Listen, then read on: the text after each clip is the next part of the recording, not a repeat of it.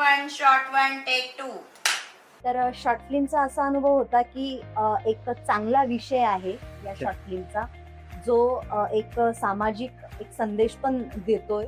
तर ही फिल्म मी जास्त न सांगता, जर तुम्ही डायरेक्ट बघितली, जेव्हा रिलीज होईल तेव्हा तुम्ही बघसाल, तर तेव्हा तुम्हाला ते कळेल आणि त्याचं गांभीर्य सुद्धा तुमच्या लक्षात येईल.